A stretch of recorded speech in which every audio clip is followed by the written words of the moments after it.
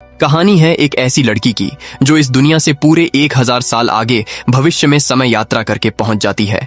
यह फिल्म आपको एक पल के लिए भी बोर नहीं करेगी। तो चलिए शुरू करते हैं, क्योंकि आगे जो रहस्य खुलने वाला था वह इंसानी सोच से भी कहीं आगे था। एक दिन लूसी गलती से एक बैज को छू लेती है और पल भर में उसके सामने दूसरी दुनिया एक्टिव हो उठती है, जैसे किसी ने भविष्य का गुप्त दरवाजा खोल दिया हो। लेकिन अगले ही सेकंड वह वापस लौट आती है। यह अजीब घटना देखकर वह जोर से चिल्ला उठती है। आसपास खड़े लोग उसे हैरानी से देखने लगते हैं। लूसी खुद को संभालते हुए कहती है कि वह ठीक है, लेकिन अंदर से उसका दिमाग हिल चुका था, क्योंकि ऐसी चीजें किस्सों में सुनाई देती हैं, असल दुनिया में नहीं। फिर वह जमीन पर पड़े बैज को दोबारा छूकर देखती है और इस बार भी वही दृश्य सामने खुल जाता है। अब उसे यकीन हो चुका था कि यह कोई भ्रम नहीं था। कुछ बड़ा उसके संपर्क में आ चुका था जो उसकी जिंदगी बदलने वाला था। लूसी हैरान तो थी ही, साथ ही उसके अंदर जानने की आग भी जल चुकी थी। अब की बार उसने बैज को सीधे हाथ में उठा लिया और अगले ही पल सुनहरे धान के खेत सामने दिखाई देते हैं। पीछे एक विशाल इमारत चमक रही थी। यह नजारा इतना साफ था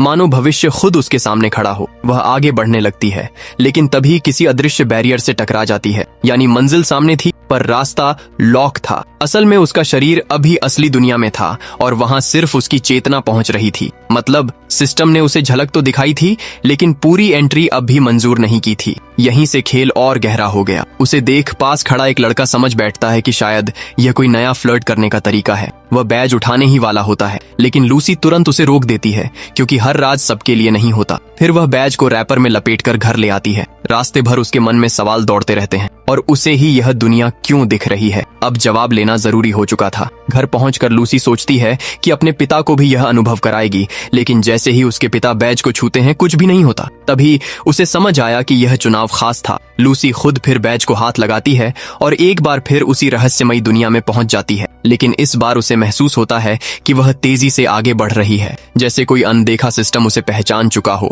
और मंजिल की तरफ खींच रहा हो। उसके पिता को लगता है बेटी मजाक कर रही है और गुस्से में आकर बैज अपने पास रख लेते हैं, लेकिन लूसी इतनी आसानी से रुकने वाली नहीं थी। अब उसके भीतर सवाल नहीं, जिद जाग चुकी थी। रात को जब पिता सो जाते हैं तो वह चुपचाप उनके कमरे में जाती है और बैज उठाने लगती है। जैसे ही वह उसे छूती है वह फिर उसी सुनहरी दुनिया में पहुंच जाती है। अब वह बिना समय गंवाए सीधा इमारत की ओर कदम बढ़ाती है, लेकिन फिर वही अदृश्य वॉल उसे रोक देती है। अब लूसी समझ चुकी थी। तभी उसके दिमाग में एक उपाय आता है। वह दिशा तय कर साइकिल पर सवार हो जाती है और उसी ओर चल पड़ती है जहां इमारत थी। अब वह सच जाने बिना लौटने वाली नहीं थी, क्योंकि कुछ रहस्य पीछा नहीं छोड़ते। एक खुले मैदान में पहुंचकर जहां कोई बाधा नहीं थी, वह दोबारा बैज निकालती है और इस बार सीधे इमारत के भीतर पहुंच जाती है। अब असली दुनिया सामने थी। उसके सामने भविष्य की टेक्नोलॉजी से भरा शहर था, जहां बिना ट्रैक ट्रेनें दौड़ रही थीं। रॉकेट खुद वापस उतर रहे थे और गुरुत्वाकर्षण को मात देने वाले स्विमिंग पूल भी थे।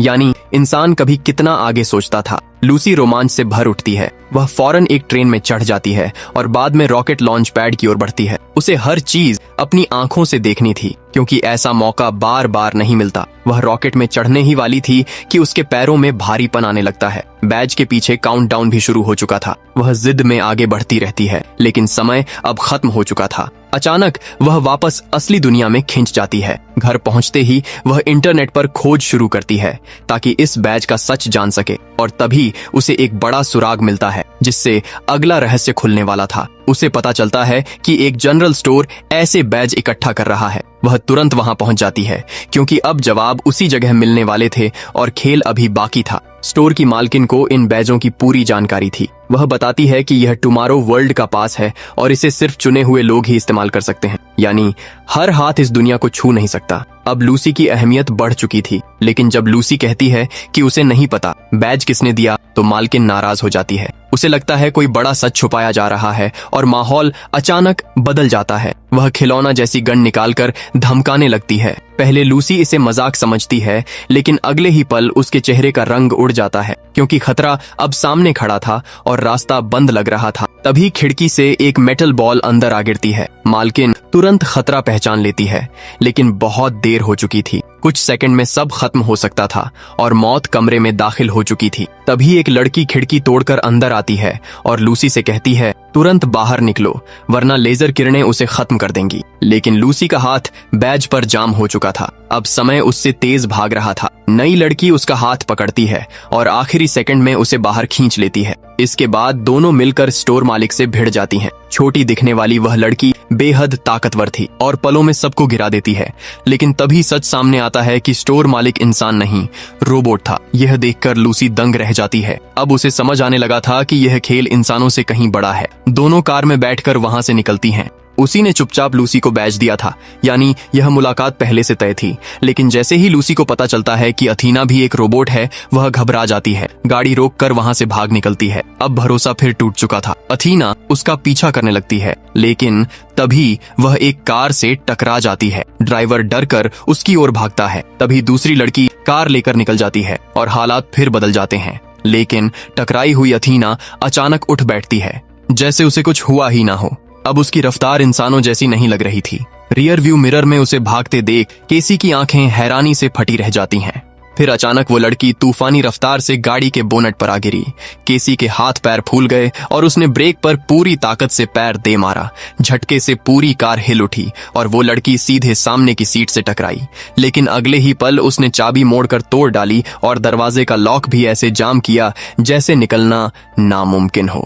अब केसी के पास भागने का कोई रास्ता नहीं बचा था। उसे वही करना था जो वो रहस्यमयी लड़की चाहती थी।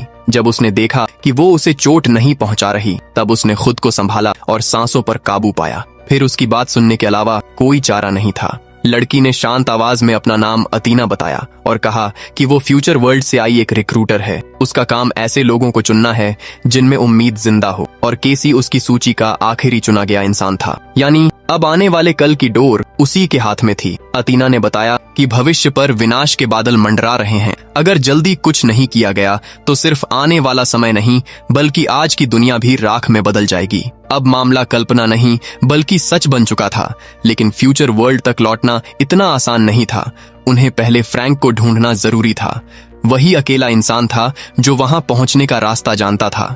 दोनों तुरंत फ्रैंक के घर जा पहुंचे, लेकिन उसने दरवाजा खोलने से साफ इनकार कर दिया। चाहे कितनी भी गुहार लगाई गई, केसी मायूस होकर बाहर घूमने लगी। तभी उसकी नजर घर के चारों तरफ लगे रिसीवर पर गई और उसी पल उसके दिमाग में एक खतरनाक तरकीब आई। पास खड़ी टूटी गाड़ी देखकर उसे योजना मिल गई। कुछ देर बाद फ्रैंक ने देखा एक जलती हुई कार उसके घर की तरफ बढ़ रही है। वो तुरंत फायर एक्सटिंग्विशर लेकर बाहर भागा, लेकिन असली चाल तो पीछे से चली जा चुकी थी। जैसे ही फ्रैंक आग बुझाने में उलझा, केसी चुपके से घर के अंदर दाखिल हो गई। वो सीधा कंट्रोल रूम तक पहुंची, जहां स्क्रीन पर दुनिया की तबाही चमक रही थी और सामने काउंटडाउन मशीन रखी थी। तभी फ्रैंक सीक्रेट रास्ते से बाहर आया और उसने बिना झिझक सच बता दिया। दुनिया सिर्फ 60 दिनों में खत्म होने वाली है। अब कुछ भी कर लो, फर्क नहीं पड़ेगा। लेकिन केसी हार मानने वालों में से नहीं थी। उसने कहा, किस्मत लिखी नहीं जाती, बनाई जाती है। उसी पल स्क्रीन पर 100% से 99% हो गया। फ्रैंक कुछ सेकंड के लिए हैरान रह गया। क्या सच में यह लड़की सब बदल सकती है? अब उम्मीद की पहली किरण जाग चुकी थी। फिर अतीना के साथ तीनों फ्रैंक के सीक्रेट बेस पहुंचे। वहां एक ट्रेवल पॉड रखा था। उसे चालू करते ही केसी को चक्कर आने लगे और होश खुला तो वो खुद को पेरिस में पाती है। अब सफर इतिहास बदलने वाला था। आईफल टावर के भीतर उन्हें 4 महान वैज्ञानिक मिले, जिन्होंने फ्यूचर वर्ल्ड से संपर्क बना रखा था। उन्होंने एक स्विच दबाया और पूरा आईफल टावर 2 हिस्सों में खुल गया। नीचे से एक विशाल रॉकेट आसमान की तरफ उठ खड़ा हुआ। केसी, अतीना और फ्रैंक तुरंत उसमें चढ़ गए। रॉकेट बादलों को चीरता हुआ ऊपर निकल गया। एक ऊंचाई पर पहुंचकर उसका बूस्टर अलग हो गया और कैप्सूल उलटी दिशा में घूम गया। अब वापसी का हर रास्ता पीछे छूट चुका था। फिर कैप्सूल तेज रफ्तार से पृथ्वी की ओर लौटा और स्पेस टाइम बैरियर को चकनाचूर कर गया। अब वो फ्यूचर वर्ल्ड में पहुंच चुके थे, लेकिन यहाँ हर तरफ सन्नाटा और बर्बादी पसरी थी। तभी कुछ फ्लाइंग व्हीकल्स आए और उन्हें डेविड के पास ले जाया गया, जो इस दुनिया का गवर्नर था। फ्रैंक ने बताया कि केसी दुनिया बचा सकती है, लेकिन असली चेहरा अब भी पर्दे में था। डेविड उन्हें टाइम मॉनिटरिंग टावर ले गया, जहां क्वांटम टेक्नोलॉजी से अतीत और भविष्य देखा जा सकता था। केसी ने अपना पुराना अक्स देखा, फिर युद्ध, न्यूक्लियर धमाके और बांट देखी। केसी ने पूछा, अगर सब जानते थे तो लोगों को बचाया क्यों नहीं गया? डेविड बोला, इंसान अपनी तबाही खुद चुनता है। हम सिर्फ काबिल लोगों को अपनाते हैं, बाकी दुनिया को उसके हाल पर छोड़ दिया गया। केसी को यह सोच भीतर तक चुभ गई। तभी उसने देखा कि दृश्य कुछ पल को बदल गए। उसे समझ आया, यह मशीन भविष्य नहीं दिखा रही, बल्कि डर फैलाकर इंसानों को खत्म कर रही है। यानी असली जहर यही टावर था। तीनों वापस डेविड के पास पहुंचे, लेकिन उसे कोई फर्क नहीं पड़ा। फ्रैंक समझ गया कि पूरी साजिश उसी की थी। उसने बिना देर किए डेविड पर हमला कर दिया और फिर आखिरी जंग शुरू हो गई। अतीना रोबोट्स से भिड़ गई जबकि केसी ने बम फेंक दिया। धमाके में सारे रोबोट्स उड़ गए। डेविड भी इमारत के नीचे दब गया। अब खेल पूरी तरह पलट चुका था। तभी अतीना ने देखा कि फ्रैंक को गोली लगी है। वो उसके सामने आकर खुद ढाल बन गई। फ्रैंक उसे बचाना चाहता था लेकिन उसका कोर बुरी तरह टूट चुका था। अब आखिरी फैसला लेना जरूरी था। पूरा टावर उड़ाने के लिए आत्मविस्फोट जरूरी था। फ्रैंक ने भारी दिल से उसे ऊपर उड़ाया और फिर नीचे गिरा दिया। जबरदस्त धमाके में टावर तबाह हो गया और डेविड हमेशा के लिए मिट गया। दुनिया बच चुकी थी। केसी और फ्रैंक ने फैसला किया, अब फ्यूचर वर्ल्ड का दरवाजा सबके लिए खुलेगा ताकि हर सपने देखने वाले को एक मौका मिल सके। और इसी सीन के साथ ये शानदार कहानी यहीं खत्म हो जाती है। अगर आपको वीडियो पसंद आई हो तो वीडियो को लाइक जरूर करना और चैनल को सब्सक्राइब कर लेना। अगर आप इसका पार्ट 2 देखना चाहते हो तो कमेंट में पार्ट 2 जरूर लिखना। बाकी मिलते हैं एक और नई शानदार कहानी के साथ। धन्यवाद।